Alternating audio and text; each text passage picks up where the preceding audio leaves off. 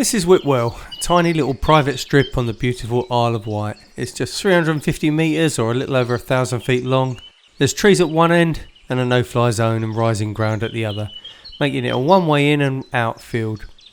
The wind's gotten up and we've now got to depart with at least a 10-knot tailwind. This is my mate Vince in his sport cruiser, lining up for takeoff. You can see from the drone just how short and gnarly the strip is, and you can see the trees he needs to clear at the far end. He powers up and accelerates down the runway. He builds up speed and rotates very late with less than 70 metres of the strip left. His rate of climb is low and he only just clears the trees. Now it's my turn. I'm in the same aircraft type, but I'm a bit heavier than him, and the tailwind's now blowing stronger. I select full power and I hold it on the brakes. Then I release and I start my takeoff run. Feels like I'm using up the strip really quickly, but I'm only slowly building up airspeed.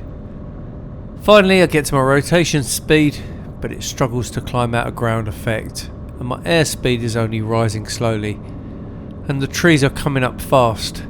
I've made a dangerous error, and I don't even know it yet. On this little channel I try to promote safe, fun flying, but to do this to the maximum of your abilities with regard to your aircraft type and performance, your experience and your comfort level. Flying into short grass strips is something I love to do in our capable little sport cruiser aircraft, and I put this channel together to show how much fun this can be and to share my experiences with you. However, even with its benign handling, great power to weight ratio and excellent stall capabilities, if you get complacent, especially on unforgiving fields close to the aircraft's limit of operation, you're messing with fire and it will kill you. I made a mistake which on a longer runway with clear approaches would have been a fairly non-event, but on this day it almost proved fatal. So apart from taking off from a short strip with a strong tailwind, what was my mistake? Well, if you didn't spot it in the opening video, here it is.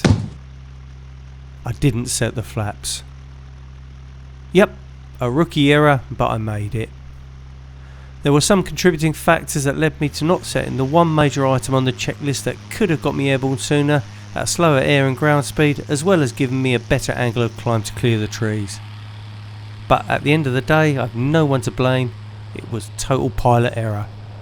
And had I buried it into the trees, that would have been stamped all over the accident report.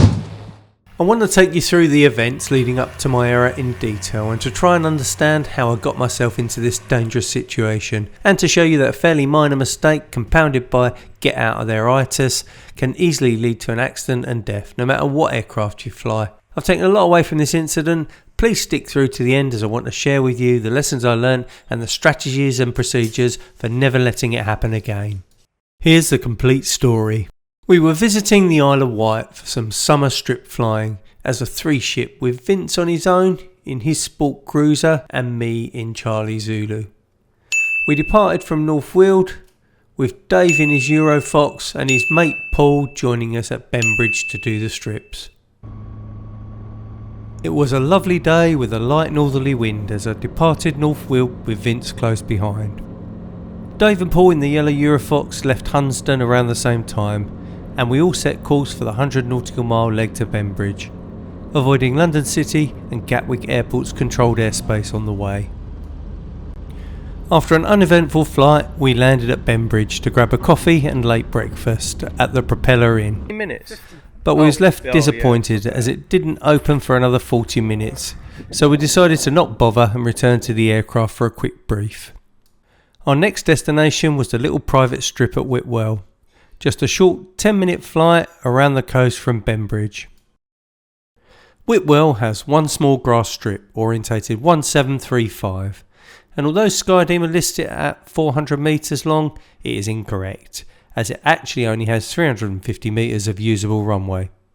The strip sits in a valley at 180 feet above mean sea level, with rising ground to the south and a no-fly zone over the village just off the end of the 3.5 threshold, making it, to all intents and purposes, a one-way strip. You've already seen the trees on the departure end of 3.5, which are around 100 metres from the start of the 1.7 threshold and are about 50 foot high at the highest point, with some gaps between them. Departing runway 12 at Bembridge on a beautiful sunny day is always a special experience, and with a nice easterly breeze it doesn't take me long to get airborne, using just under half the length. I decide to stay low and build up speed over the runway, and when I hit 90 knots I pull back and zoom climb. I like to do this as the high ground at the end of the runway can cause some turbulence and occasionally a bit of a rotor with an easterly wind on climb out, so carrying that little extra speed really helps. I fly over the holiday park, then out over the stunning white cliffs and the clear blue azure waters of the Solent. I make a turn to the south and admire the stunning views. I trek along the coast, keeping well clear of the famous Sandown airport, then turn inland just to the south of Shanklin and head toward Whitwell. I hear Dave on the radio as he calls his positions whilst landing. I then hear Vince ahead of me, so decide to loiter over the sea to keep out of the way until he is established in the circuit. As I turn towards the field for an overhead join, I watch Vince's landing. As I fly over the strip, it looks a lot tighter than I remember from my pre-planning, and the strip's landing area certainly doesn't look like the 400 metres I had on my printed chart from Sky Demon. But Vince looks like he's safely down and I'm happy to attempt a landing. I enter a left-hand pattern for runway 17, keeping clear of any noise sensitive areas.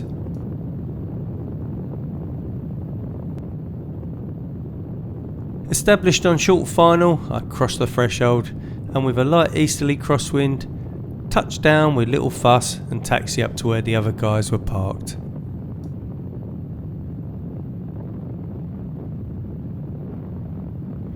It was the recent Queen's Platinum Jubilee Bank Holiday weekend in the UK, nice. And once on the ground we're met by the strip owner Chris, who invites us all to the local street party in the village, just a 5-minute walk away. There's a great atmosphere where we enjoy a superb band, some lovely food from the pub and a real English party atmosphere. After an hour or so we informed Chris that we were going to head off and walk back to the strip. Vince decided to leave first as he needed to get back to North Weald. After patting down some molehills and noting that the wind had gotten up and had now turned from an easterly to a southerly, he checked the aircraft, jumped in, lined up and departed. I filmed his takeoff with the drone and was quite shocked as to how late he rotated and how shallow his climb was. Dave and Paul then jumped in the Eurofox, did their checks, lined up and powered down the strip. The Eurofox was 2 up, but it has a far superior short field performance than my aircraft. And again, even though Dave's departure was not as scary as Vince's, I was still surprised at the long takeoff roll. Now I've got to do it. I climb into the aircraft and start up, and as the engine is warming, I begin to think about my options. I'm really not happy with that tailwind, so I decide that maybe an interwind takeoff would be better, even though this would mean outclimbing the rising terrain and busting that noise sensitive area. I backtrack, my mind is muddled and I can't keep my eyes off that windsock. The runway seems very short even at a slow taxi speed. As I arrive at the other end of the runway, I hadn't noticed how much of a side slope there was, so I'm not keen on taking it to the very end of the strip. I have to add full power just to get it around, and as I face into the wind direction, I immediately decide it's not for me. I'd already wasted 30 metres by not going to the end of the strip, and with the unusable slight curve at the other end, I probably had less than 300 metres to get airborne, and then I'd have to outclimb the terrain. I wasn't happy this way either. When Vince had departed, he didn't start from as far back as he could have, and he didn't hold it on the brakes. So taxiing back again, my plan is to go from farther back, pretty much into Chris's garden, and I'll hold it on the brakes. I'd just seen Vince do it, so it must be okay. I was carrying slightly more fuel. Of course it would be okay, wouldn't it? As I get to the runway start again, I see Chris has come back from the street party. He gives me a thumbs up for not using the other direction, and I give him a nervous one back. As I turn to face the takeoff direction, I believe that this is where the error in not setting the flaps occurred. As the engine wasn't warm enough to do the power checks before I taxied out, I've ended up doing them now, along with the lineup checks immediately afterwards. It's something I normally never do. As I go through the checks, I'm anxious to get going and I'm not concentrating 100%. None of the cameras catch me not setting the flaps, but if I just looked left at the wing and not at Chris, I would have seen they were not configured. Just as I finish my checks, the wind drops slightly. Right, I'm out of here. I select full power, holding it stationary with the brakes, release and go. Still my eyes locked onto that windsock. The airspeed comes up agonisingly slowly. I pull back on the stick and the nose rises and I feel it slowly enter ground effect, but it's only just flying. The end of the runway is coming up fast. I tease it into a shallow climb and bank slightly to fly through a cutout in the trees. Jeez, that was way too close. Man, that was too close for comfort. I just about almost killed myself. As I fly away, it still feels like it doesn't want to climb as fast as usual, but I put that down to the tailwind. As I gain a safe height, I complete my after takeoff checklist. Speed checked, flaps up. It's just dawned on me.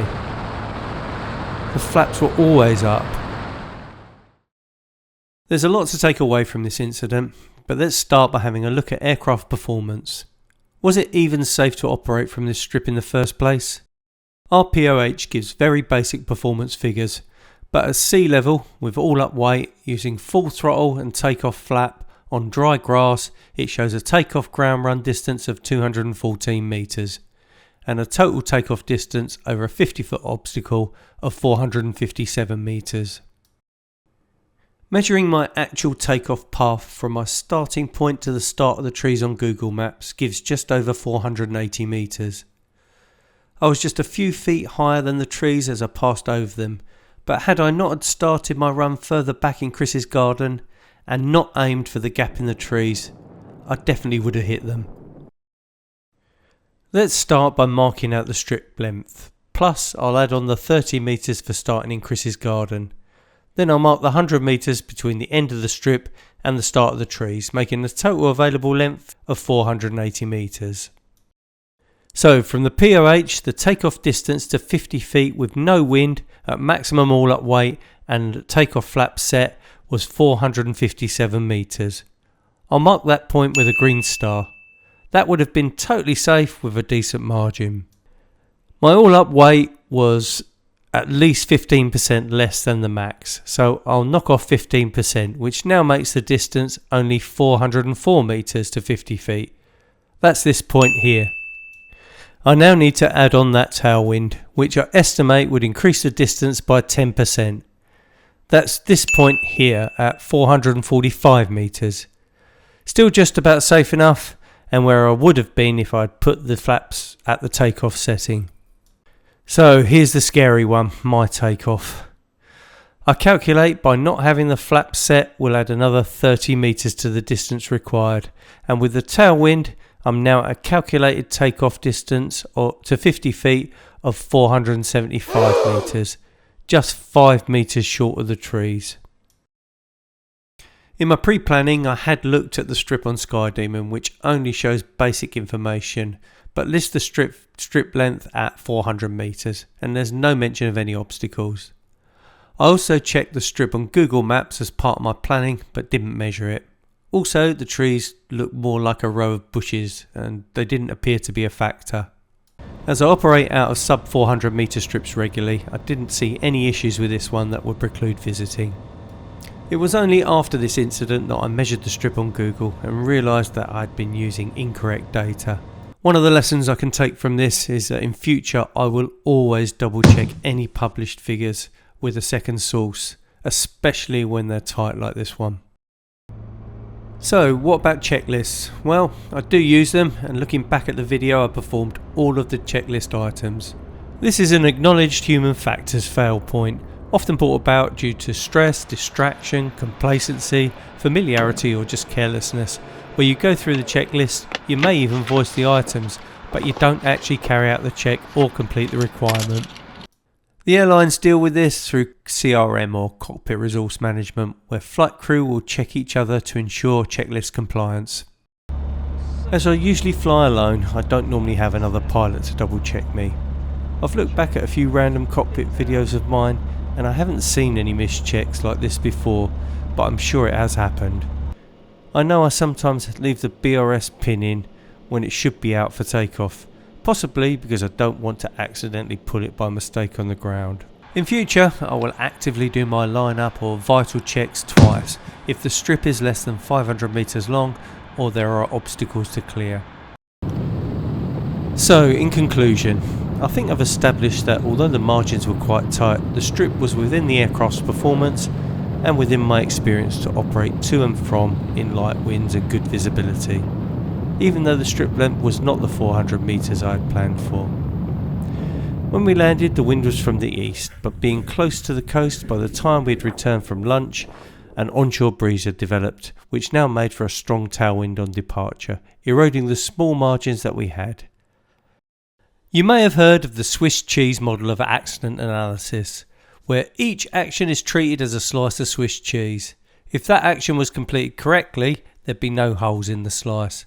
But if it wasn't, or was completed poorly, or a poor decision was made, a hole would become present. When you take each action as a separate slice, the tiny holes start to line up. And if you get to the stage where all actions are completed, but there's a hole running continuously through the slices, an accident will occur. Can you see the Swiss cheese holes lining up for me on this departure? The checklist is another line of defence that was breached when I missed physically setting takeoff flap due to being anxious to go before the wind got stronger and being distracted with the windsock. There was no margin left. When you do the performance calculations on paper, I believe maybe a slight drop in the wind may have been the only factor that stopped this becoming an accident. The final slice of cheese opened and then shut just in time. Let's address the elephant in the room. Why did I attempt a takeoff if I knew it was very close to the limits? Well, after all the analysis, it's easy to say I should have waited for better conditions. But I justified to myself that it was possible, as I'd just seen someone else do it, and I was mitigating by starting my run further back and by holding it on the brakes. At no point did I ever contemplate not taking off, and to be fair, if I'd not missed setting the flaps, I would have cleared the trees pretty easily. Grass and farm strip flying will always carry a higher risk than when visiting established airfields and airports, especially when it's a first visit. It's up to us to mitigate for this as much as possible, like using every source of information available, getting a full brief from the owner, speaking to other pilots that have flown in, and choosing a benign weather day when first visiting. This channel is all about short strip flying, and I've always said that I will include the mistakes and the errors as well as the fun and enjoyment of our hobby. This incident could quite easily have added to the fatal accident statistics, and it just goes to show that one mistake at the wrong time could be your last slice of cheese. Thank you so much for watching. Fly safely guys, and Shortfield out.